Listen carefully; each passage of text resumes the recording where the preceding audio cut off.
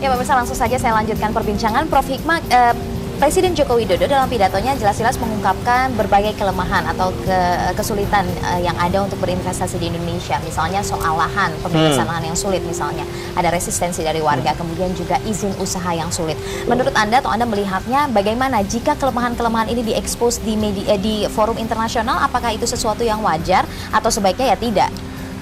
Ya, ini tergantung dari bagaimana kita melihat. Kalau misalnya dari pimpinan-pimpinan negara ini pada masa lampau biasanya dianggapnya sesuatu yang tidak wajar. Bagaimana kita akan menjual sesuatu yang kemudian kita punya masalah.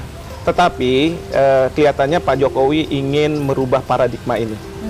Beliau tidak mau bahwa permasalahan-permasalahan itu harus ditaruh di bawah karpet. Jadi beliau ingin menyampaikan secara realistis ini keadaannya di Indonesia.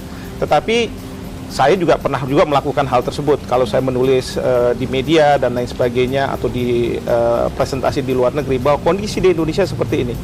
Ini Indonesia sangat menarik tetapi ada permasalahan.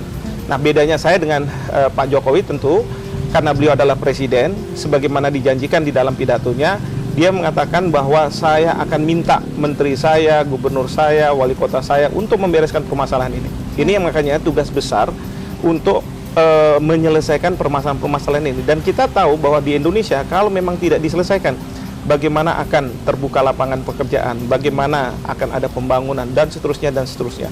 Jadi menurut saya Presiden ingin menyampaikan kepada investor bahwa ya, Indonesia sangat cantik, sangat seksi, tetapi kami punya masalah, ketahui deteksi dari sekarang, tetapi jangan Anda pesimis karena saya sebagai presiden akan melakukan sesuatu. Jadi selain memaparkan atau mengungkapkan apa saja kelemahan, sudah ada solusi yang ditawarkan juga dalam pidato itu, begitu ya? Betul sekali. Nah, ini yang kita lihat sekarang menteri-menteri ini kan diminta untuk kerja, kerja, dan kerja. Jadi sekarang ini beban mereka untuk menyelesaikan berbagai permasalahan itu. Oke, apa yang membedakan sebenarnya dengan pidato-pidato pemimpin sebelumnya, Pak SBY begitu juga mengungkapkan hal yang sama untuk memberikan pemecahan masalah agar investasi lebih mudah. Ini 11-12 sebenarnya atau tidak, Anda melihat?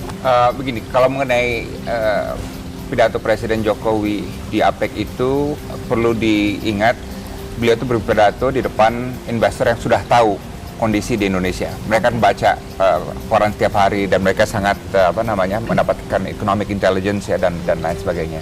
Jadi kalau beliau berpidato hanya semuanya serba bagus, kredibilitas akan hilang.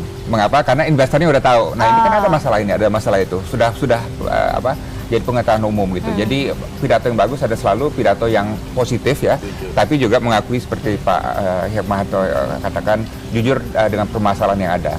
Nah, yang paling penting dari pengalaman saya itu kalau sudah membuat suatu komitmen atau janji di forum internasional, market akan catat selalu. Ya kan? Nah, market akan cek nih 6 bulan dari sekarang, setahun dari sekarang itu. Jadi saya kira yang paling penting dua hal itu. Satu adalah komitmen yang disampaikan Presiden Joko Widodo, tapi kemudian juga make sure dalam setahun ke depan ini market juga bisa melihat apa yang telah dicapai. Market sangat peka sekali. Semuanya dicatat dan semuanya nanti akan ada proses review sendiri oleh para investor. Pak Dino sering juga berinteraksi dengan para investor dan perwakilan dari negara-negara lain. Apa yang kemudian bisa meyakinkan mereka bahwa perkataan atau komitmen dari pemimpin negara Presiden Joko Widodo itu bukan kembali lagi mentah nantinya, tapi ada sesuatu yang dilakukan? Apa yang biasanya mereka follow up dan hasil di lapangan biasanya itu.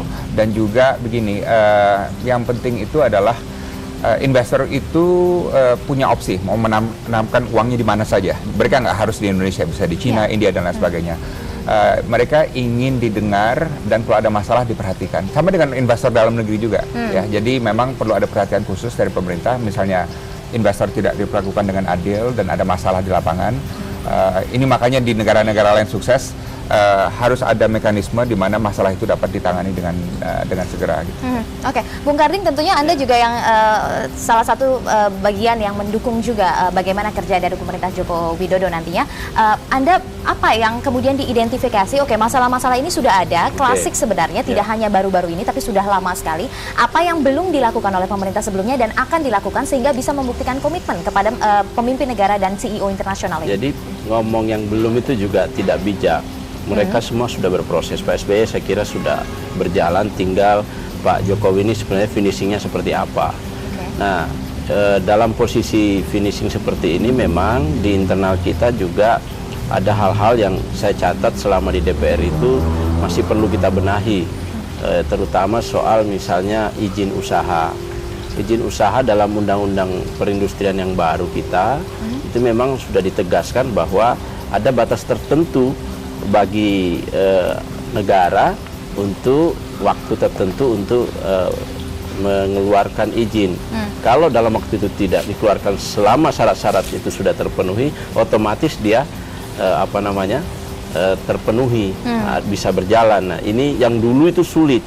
Kalau dulu itu berbulan-bulan itu tidak ini dan butuh satu effort yang keras untuk mengegolkan sebuah izin usaha. Ya. Nah, kayak gini ini harus kita ciptakan sedemikian rupa, baik sistem aturannya maupun kulturnya di birokrasi kita ini harus kita kembangkan.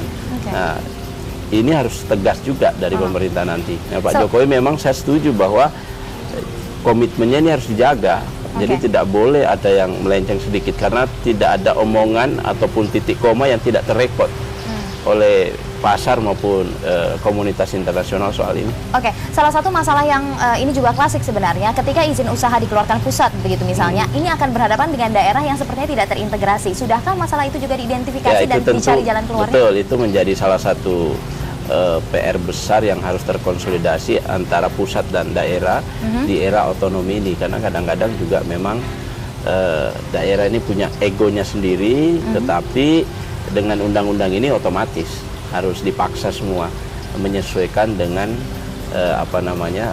peraturan-peraturan dan perundang-undangan yang ada. Tinggal nanti saya kira anunya di situ, poinnya di situ. Yang paling penting ya menurut saya dari pengalaman sebelumnya itu kepala daerah itu harus melihat investor baik dalam negeri maupun asing itu bukan sebagai sapi perahan tuh, tapi sebagai mitra ekonomi untuk menciptakan lapangan kerja.